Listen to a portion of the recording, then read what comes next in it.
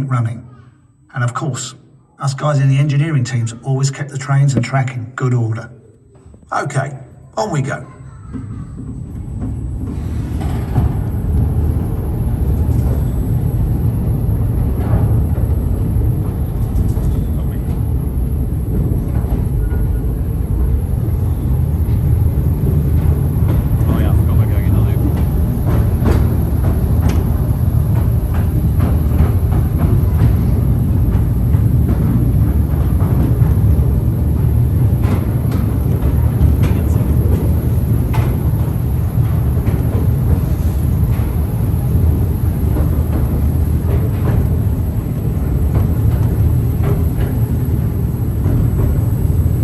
Let's go a bit further back to the early days in the 1930s.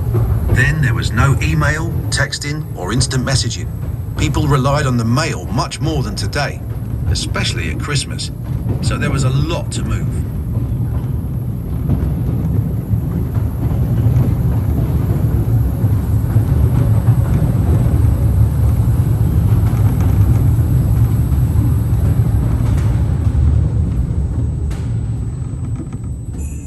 Trainloads of mail arrived at every station, every few minutes, with less than 60 seconds to unload and reload. Let's follow a few of those letters. This is the Colonel. He's writing to the BBC. This is Kathleen. She's keeping in touch with her sweetheart in the Navy. And this is Mary. Her letter is very special because it's going to, ho, ho, ho, Father Christmas. Darling bird, I can't tell you how sad I am that you're not coming home for Christmas. That Navy has a lot to answer for. I've a good mind to go to the Admiralty office and give them what for. To the Director General of British Broadcasting Corporation, I have recently purchased a television apparatus and feel compelled to inquire as to whether you are planning to broadcast moving pictures of the King's speech on Christmas Day. Dear Father Christmas, it's me again, Mary Reardon. I wrote to you last year, if you remember. I asked for a puppy, but you brought me a doll's house instead. But I do still really want a puppy.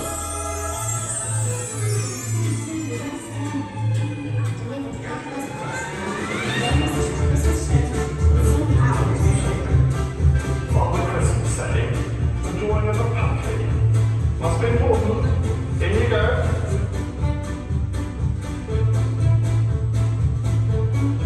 Here we go again. Christmas. Coming through.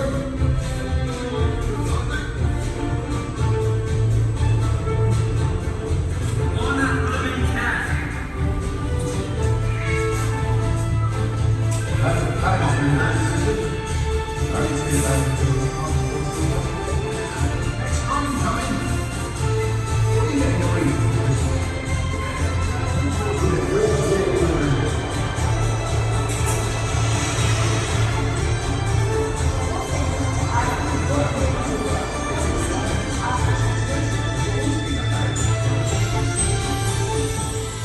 Must go now, or I shall be late for work.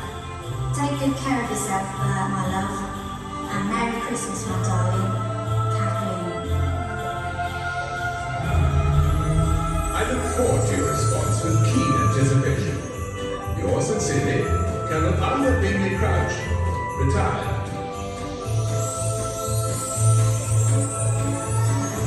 Perhaps this year will be a long year for puppies. I hope so. If there are any spare ones, I would be very grateful for one. Wishing you a very happy Christmas. Mary Reardon. So those 3 letters travelled along mail rail and got delivered quickly and safely. You could say that mail rail was the beating heart of the British postal system.